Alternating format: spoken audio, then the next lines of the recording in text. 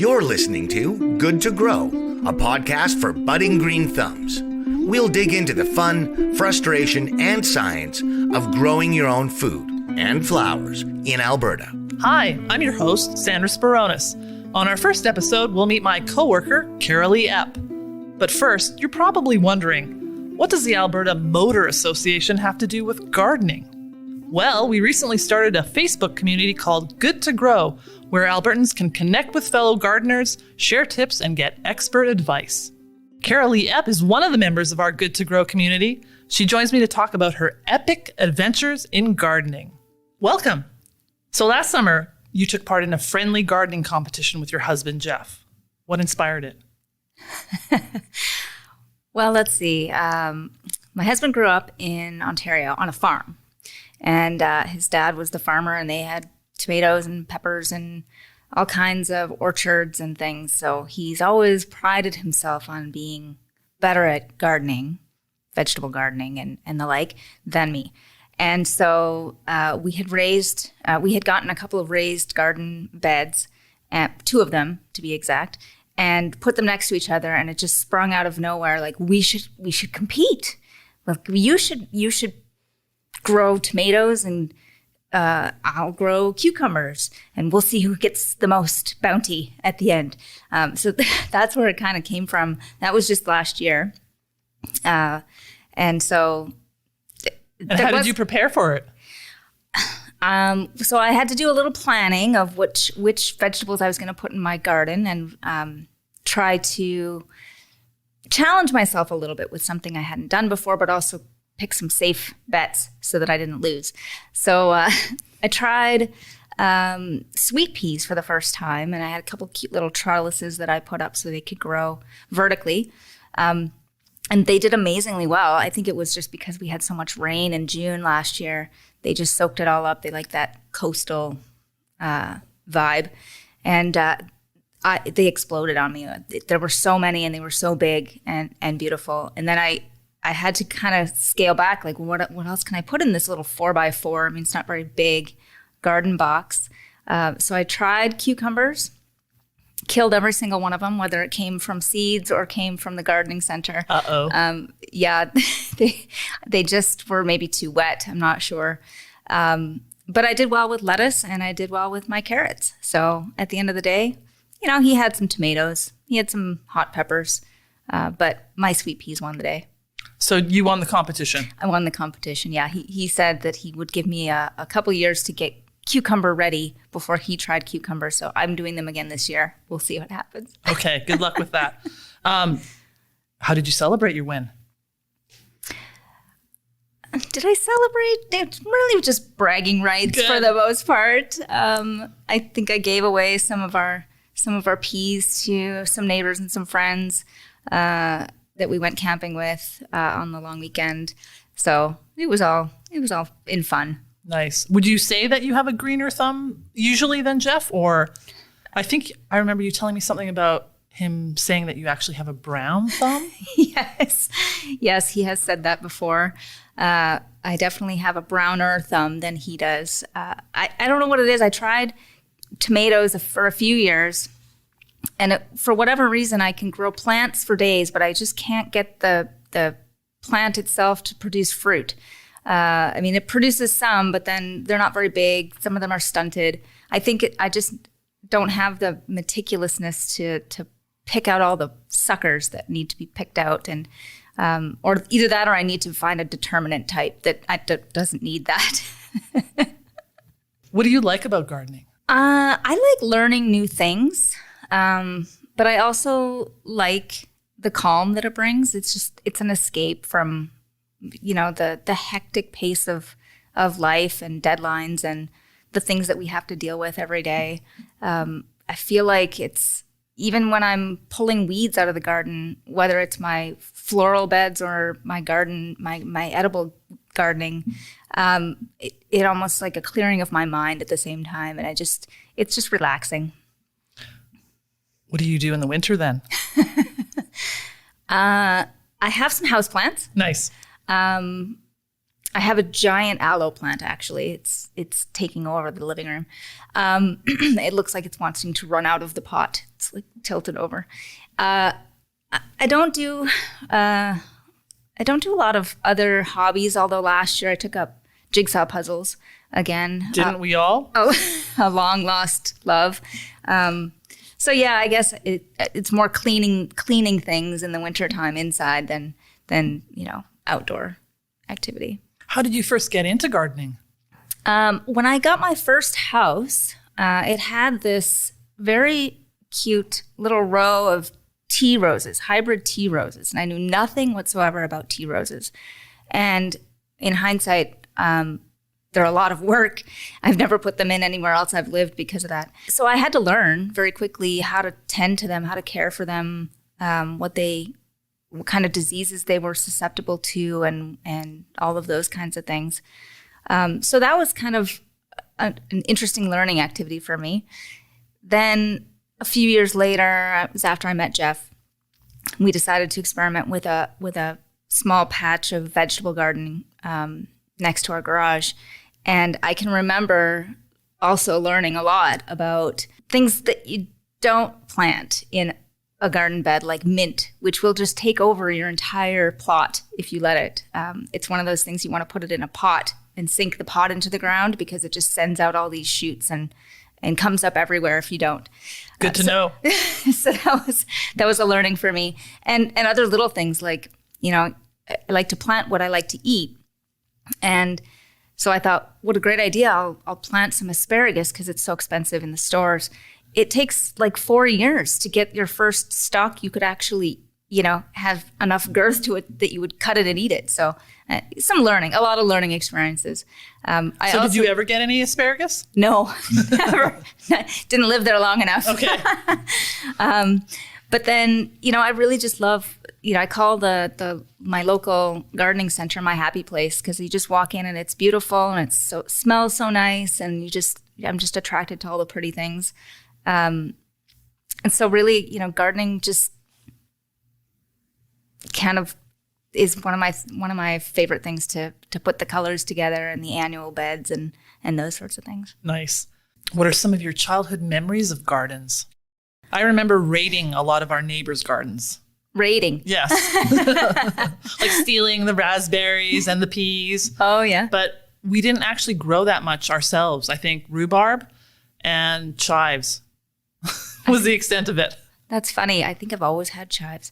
My mom had a big garden, floral type garden at our summer house, I can remember. But I really wasn't into it as a child. I was too busy doing other kid things, I think. I do remember when I was growing up, it was a tradition that on Mother's Day it was a chore. That was the day that we went to the garden place and we bought all the flowers and we brought them home to Mom's house and we planted them. And it wasn't like, it was a nice thing to do for Mom. But you didn't have fond memories of it. It wasn't fun. No. It was like, even if it was raining out, we were out planting annuals in her backyard. And yeah, until the one year where the weather was really, really bad and called for frost the following day. And so we went to the garden store and we bought all the plants and we put them in her garage and she forgot about them and they all died. Oops. So that was not a good experience. She'll never live it down either. Okay, so you mentioned that you're growing sweet peas and cucumbers this year. What else do you have on the go? So this year, I picked a different type of cucumber this time, so I think it might be a little more successful. There's a little bit smaller. We call them field cukes. They're more like a pickle. So those are already starting, which are great. And then I found another interesting variety called cucamelons, or mouse melon. They're like these tiny cucumbers that have a hint of lime in the flavor, and they really like hot weather. So I've got them in like a hanging basket type thing. So I've started those. I'm super excited for those. They're small. They're the size of a quarter or a loonie. And how big do they get? That's when you that's pick the them. size. You pick them when they're like, a couple inches long and or like an inch long and eat them right off the vine, I'm told. So I'm really excited about those. Have you ever tasted one in the past? No, I haven't. But I posted a picture on Facebook of what should I plant in these 2 boxes I have on my balcony. And somebody said, cucamelons. And I said, what's a cucamelon? I gotta know. So I looked it up, and sure enough, that's exactly what I planted in there. I've got lettuce, I've got spinach, I've got carrots, a couple of herbs, which are mostly inside in my kitchen. The peas you mentioned, because I've got to go for the win again. Absolutely. And some edible flowers. So I've started borage seed. So I'm told they're delicious in your salad. So I'm going to try those for the first time. And of course, I have to every year try the ever elusive watermelon. Have you ever been able to grow a watermelon? Never have. No. It seems like the one thing in Alberta, right? It's the one thing in Alberta that, it's to torment myself, I suppose. Are there any other like fruits or vegetables or plants that you'd love to grow in Alberta but can't because we just don't have the zones? Well, pretty much any tropical fruit, right? I don't know. I don't grow anything that I won't eat, because why would I grow anything that I wouldn't eat? So there's not a lot that I'm kind of picky. I just grow the stuff that I know is going to work for the most part. It's kind of setting myself up for success. Right. Now let's go back to these cucamelons. I love the word. Right? Yeah. It sounds made up. When will you be able to harvest them? I think that they grow pretty quickly once they start to vine and take off. That's what I've been told. I'm actually hoping my goal is to pickle them. I've been told that they're really good pickled, but you can pick them off the vine and eat them when they're ready, I guess. I think I want to say that the seed packet said 60 days. Okay. Which is about average, I would think, for a cucumber. Mine are little seedlings right now, maybe 3 inches tall, just getting their first leaves. When do you usually start your seeds? So I usually start my seeds right around the first bit of April. We have a south-facing window, and we set up a table so that we can put them kind of at eye level, and we don't have to take up our whole dining room. But we started a little earlier this year, so our plants are quite hardy already. I think this weekend will be the time that I probably go and put my cucumbers in the ground. At least 2 of them. I have 4, so I'm not sure where I'm putting the other 2 yet. They're backup reserve in case the first 2 don't make it. Right. And I hear your husband's not actually in town, so you're going to have to look after his vegetables? Yeah, I know. It's been tempting given the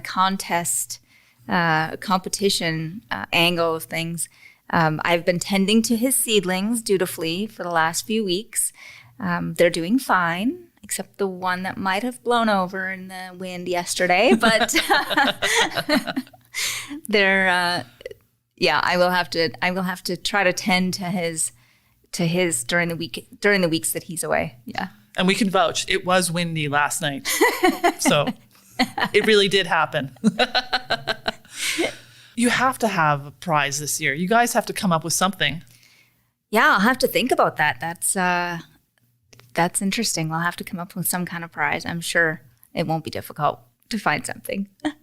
I think if he wins, he should have to cook you dinner with the vegetables that you've grown. And vice versa. That sounds like doable. Yeah. Are there any favorite dishes that you like to make with your own vegetables? Well, we tend to get a lot of tomatoes from our harvest. And I was speaking with my mother-in-law about what do I do with all of these tomatoes if they're all ripening at the same time? And she suggested I freeze them. And I thought, that's odd. But then I thought about it, and I tried it last year because we had about 80 tomatoes. And of course, nobody can eat 80 tomatoes in a short time. Not a family of 3, no. No, certainly not a family of 3 with a child who doesn't like tomatoes. Oops. So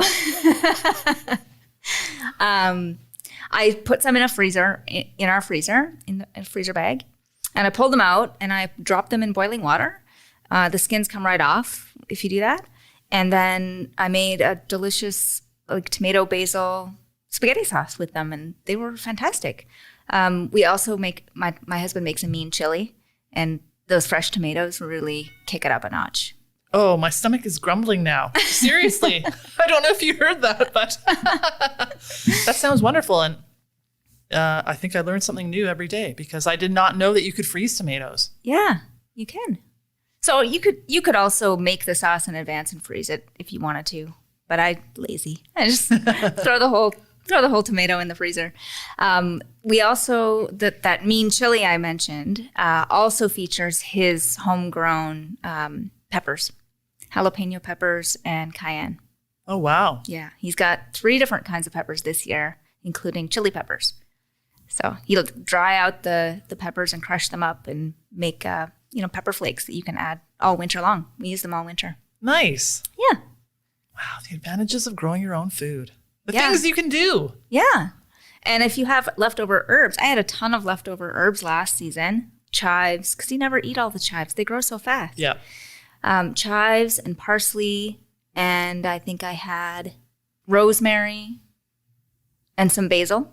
And I dried them myself. I don't know if I did it correctly, but I did.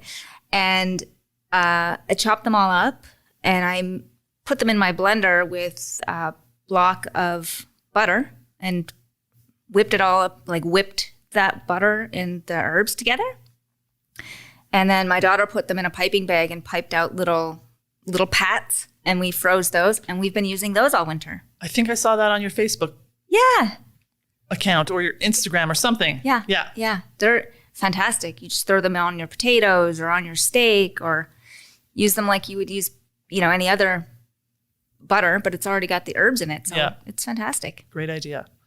So if you haven't been able to tell already, I'm not, the greatest gardener. You're obviously, more advanced than I am. What's your advice for aspiring green thumbs? I would say there's a couple of things. First is start small, right? Like my first time gardening, I failed miserably at mint and asparagus, but they were small. And that's because you didn't know you shouldn't be growing those. Exactly. Start small. Start with something that's easy, whether that's easy perennials or flowers, herbs, or edible, vegetables, fruits and vegetables. Start with so try some something easy stuff like lettuce. Exactly. Yeah. So like mint and asparagus would be like for somebody with much more experience. Yeah, don't start there. Yeah. I'll take my own advice. Don't start there. Okay. Start with some easy stuff. Lettuce. What else is easy? Peas are pretty easy.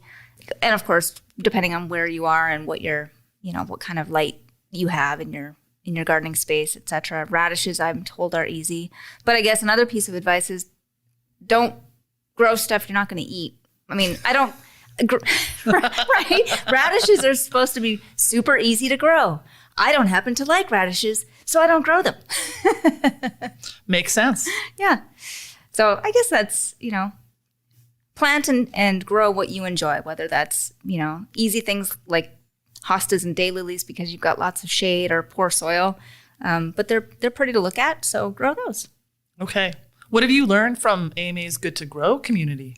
Well, besides cucamelons, because that was a find, and borage, which was also a find. Nice. I also learned, I think it was from our friend Sheryl, that before you put your tomatoes in the ground, the soil should be around 15 degrees Celsius. And I didn't know that. So I didn't realize that there was kind of a tipping point for your transplants. So I think I'll wait until this weekend when we're supposed to hit 25, and that's when the tomatoes will go in the ground.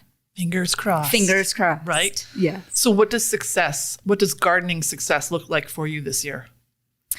So I have actually, I'm pretty proud that we didn't have any winter kill this year. Every year it seems in Edmonton, spring comes around and something doesn't come back. So far, both of my rose bushes have come back. So I was super excited about that because they weren't cheap. All of the hostas that I divided last fall came back, so that's exciting.